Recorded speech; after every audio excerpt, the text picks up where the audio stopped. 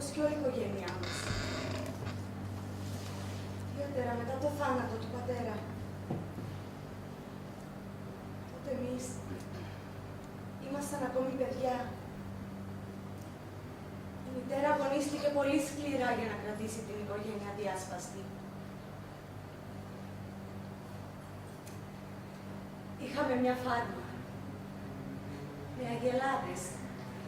Ήταν ένα πανέμορφο μέρος με ένα μεγάλο παλιό σπίτι του 1873.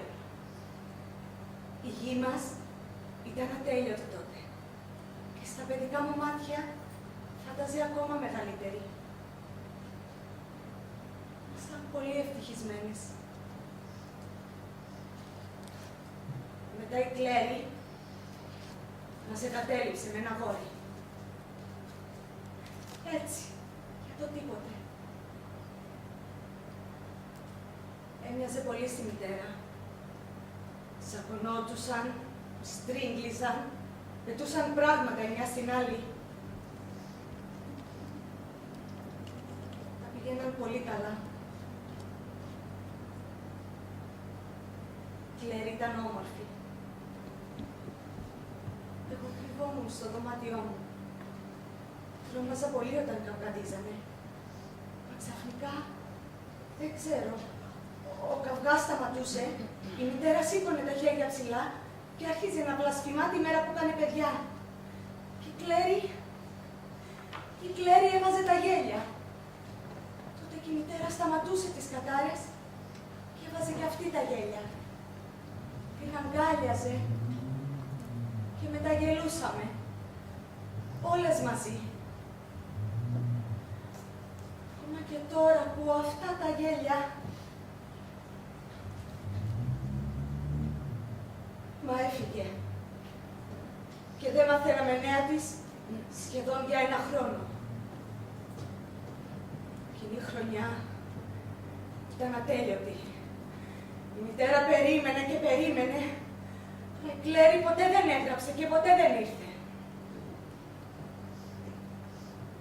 Τότε, ένα πρωινό, πήραμε ένα γράμμα από κάποιον στη Λουιζιάννα. Έγινε ένα δυστύχημα και η Κλέρη πέθανε. Στην αρχή νόμιζαν πώς θα τα κατάφερνε, μα ξαφνικά άρχισε να αιμορραγεί και...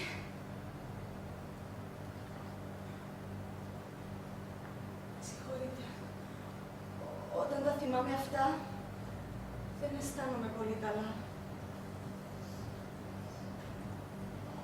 Η μητέρα αρρώστησε μετά το θάνατο της Κλέρης. Ξαφνικά γέρασε. Παραιτήθηκε.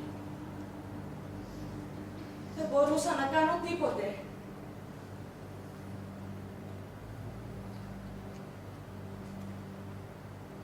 Η Κλέρη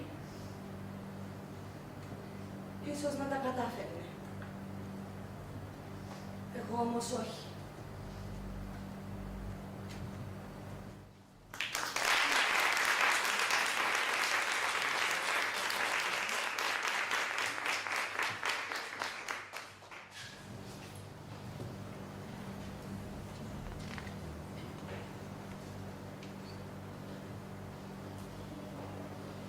Every fucking year, I have a tree. Even though I live alone. It's tradition. My mom and dad always had a tree. My grandparents always had a tree. My aunts and uncles were tree people. It's genetic. There's evergreen in our blood. Too bad. Because tree hunting is a pain in the ass. Every December, I go out and hit the tree lots. And it always rains the night I go out. This cold, damp rain, and I'm out there stomping around, my toes turning blue, looking for that perfect Christmas tree. Which is impossible. Because all that's out there are these miserable, overpriced weeds. And they're on these lots, run by people who look like they're the cast of Dumb and Dumber. One guy who who was a stranger to teeth, shook out a bunch of trees, but I couldn't concentrate on them because his fly was open. Where do they find these people?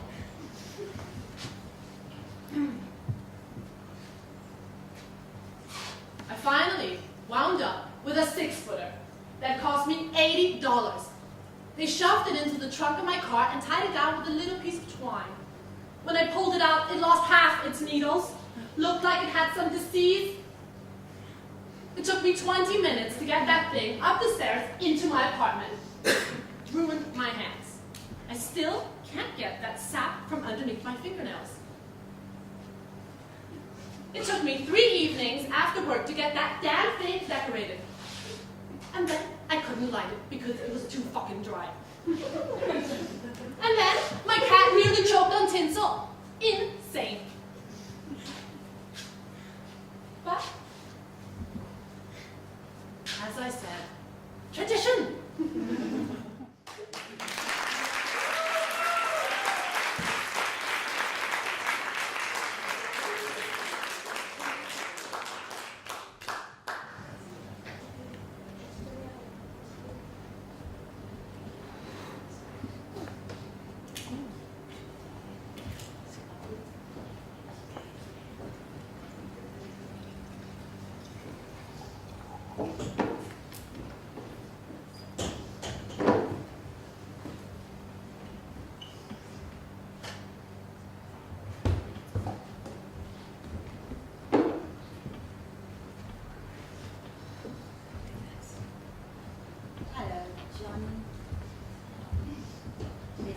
Mama.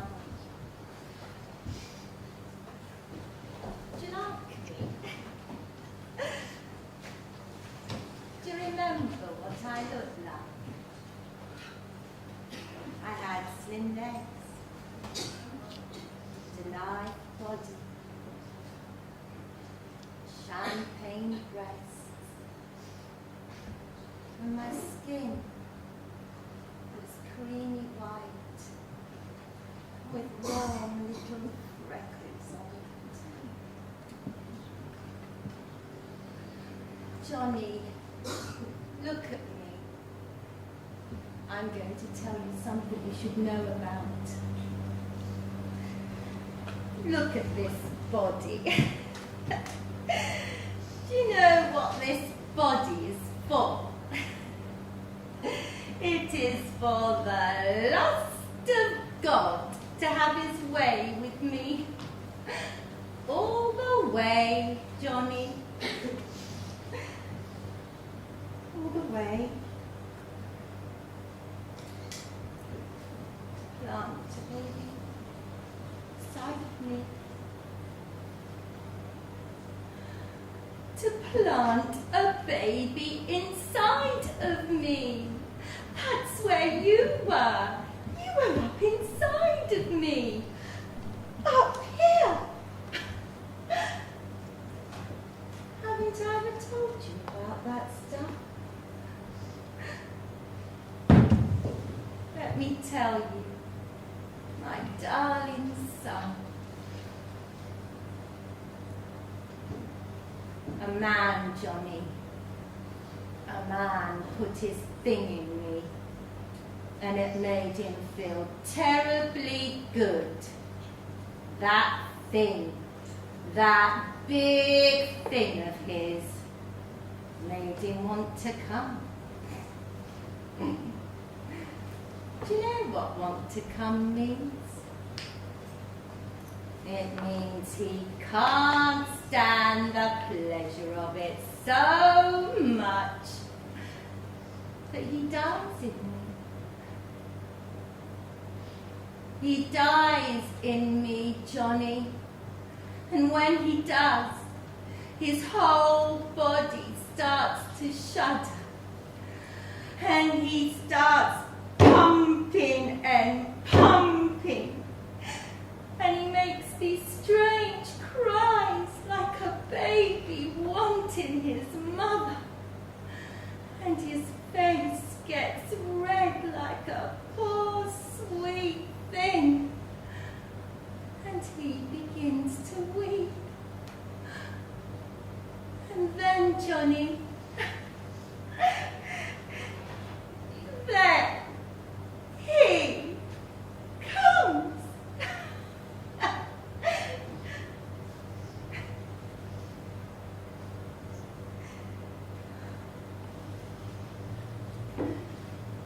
comes inside of my body. And I hold him, and I say, yes, yes, my sweet darling. And I rock him and caress him, and he gets all soft and cuddly, and he just curls up. He goes to sleep.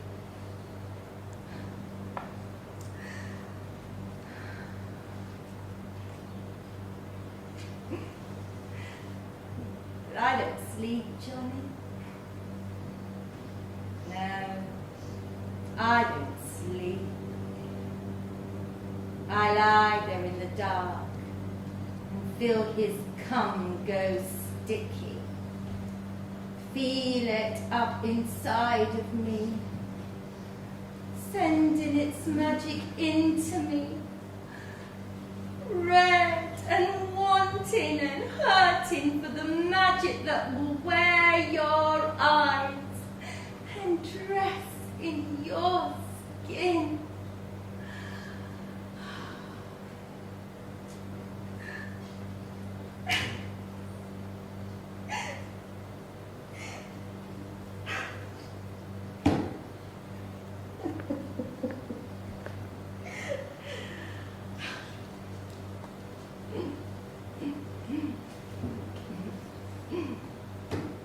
Someday, you'll come, Johnny. You'll know when you come. You'll know it for sure.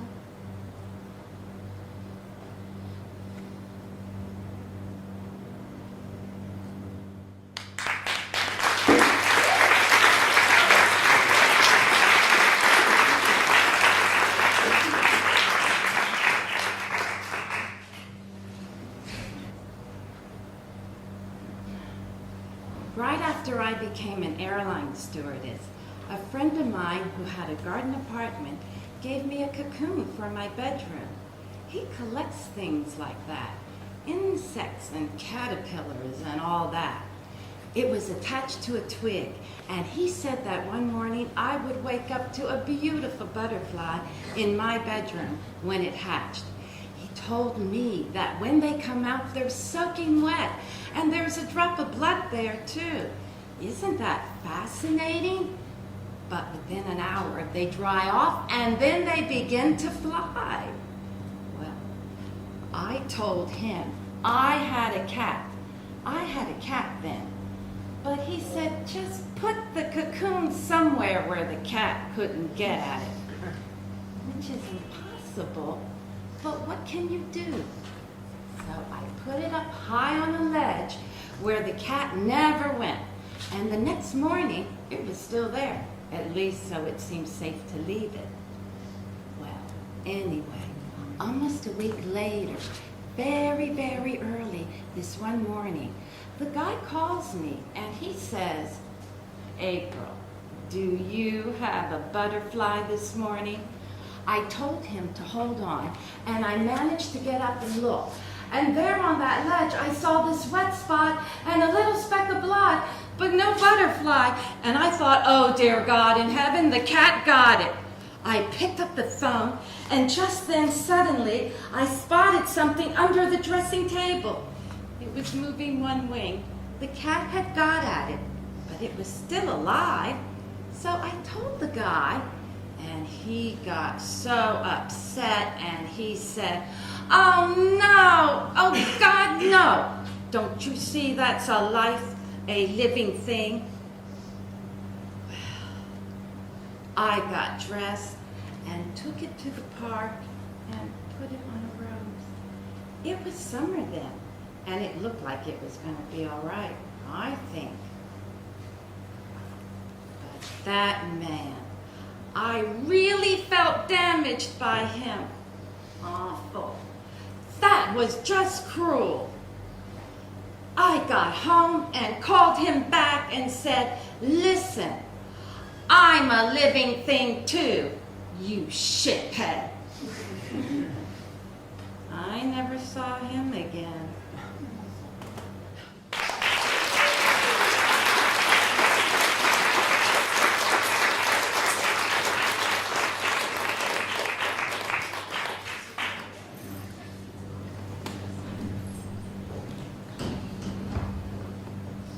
Tanisha?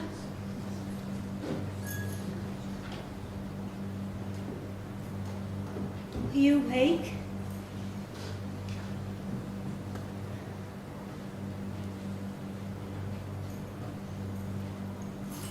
I suppose it's just as well you're asleep. I don't think I came in here to talk to you as much as to myself. Today is the last day. I couldn't sleep. I stayed up watching Sophie's Choice on TV. Wasn't paying much attention. Till one of the Nazis asked Sophie which one of her children should live.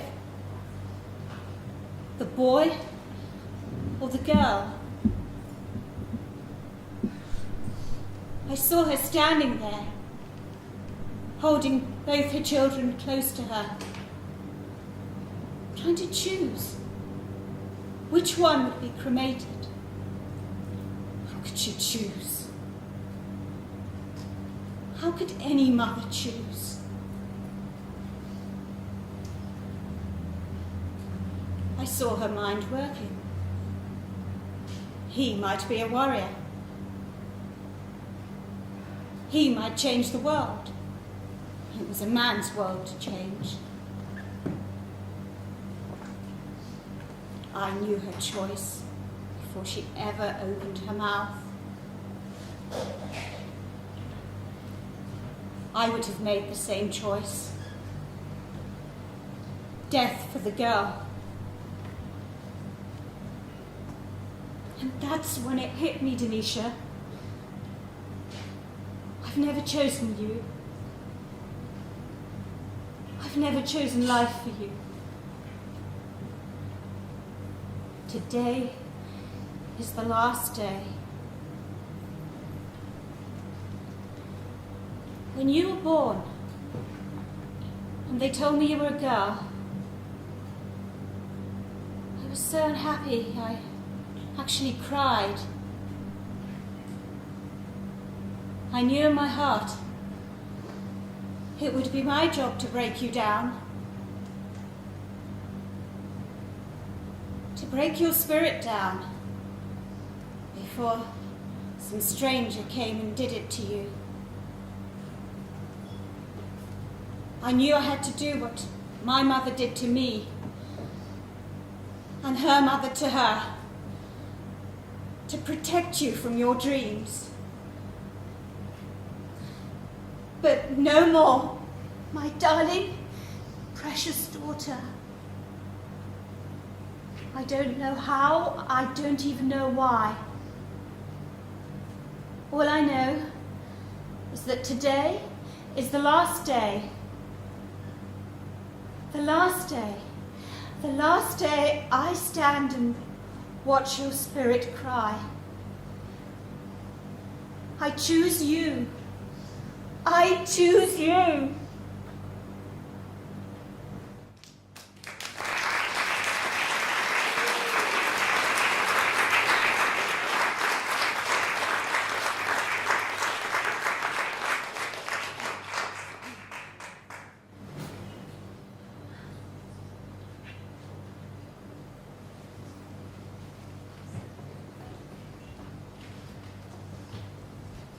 And I want to play hide and seek. Give you my clothes and tell you that I like your shoes. And hold your hand and go for a meal and not mine when you eat my food. Take pictures of you when you're sleeping. Get up to fetch you coffee and bagels and tell you about a program I saw the night before. Be sorry when I'm wrong and happy when you forgive me. Look at your photos. Hold you when you hurt, hug you when you're anxious, want you when I smell you, smother you in the night, get cold when you take the blanket, and hot when you don't. Write poems for you. Wonder why you don't believe me.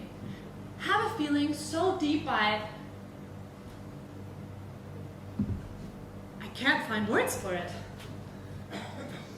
And think it's all over. But hang on for just 10 more minutes before you throw me out of my life and out of your life and forget who I am. And try to get closer to you because it's a beautiful learning thing to get to know you and make love with you at 3 in the morning. And somehow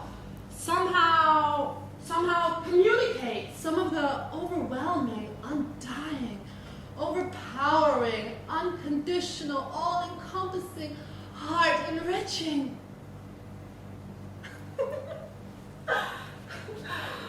Mind-expanding, ongoing, never-ending love I have for you.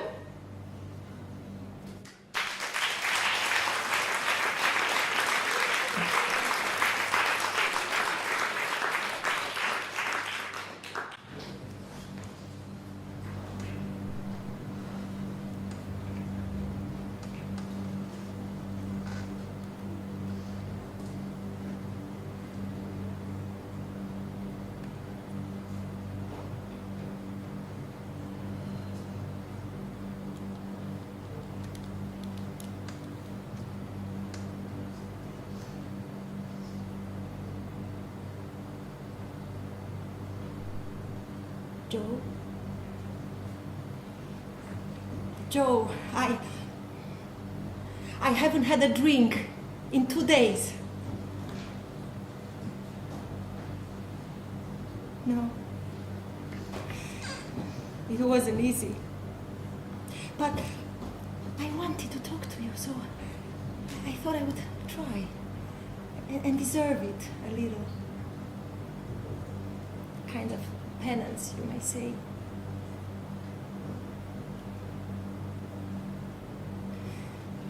Joe, wouldn't it be wonderful if we could go back to the beginning, just erase everything in between and start all over and getting excited over a chocolate bar?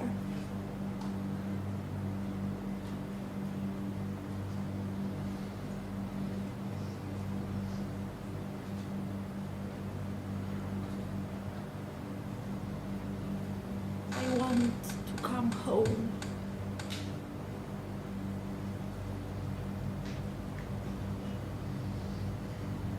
I know what you are thinking about. Lots happened. Lots of detours. There were plenty of them, but they were nothing. I never looked at them. They had no identity. I never gave anything out of myself to them.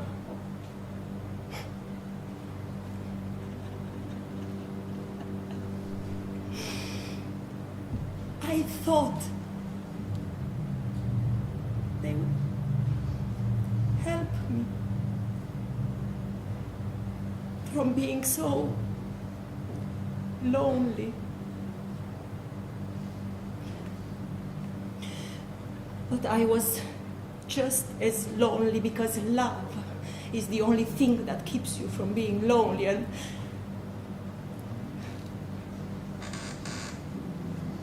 I didn't have that.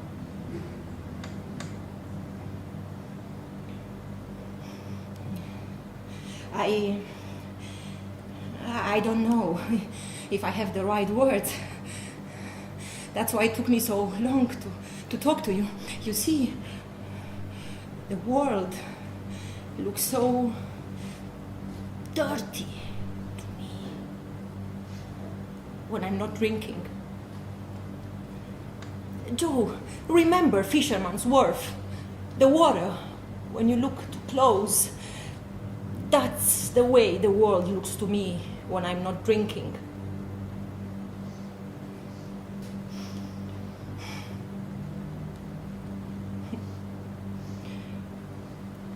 don't think I could ever stop drinking completely.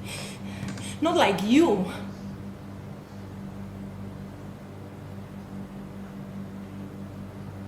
If I wanted to, really wanted to, well,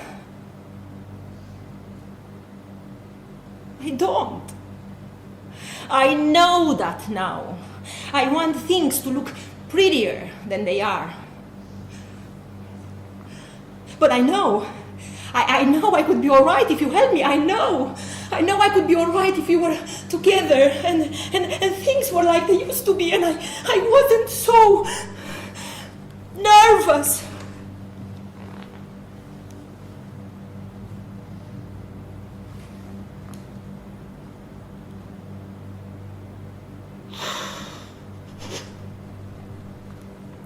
I need to be loved.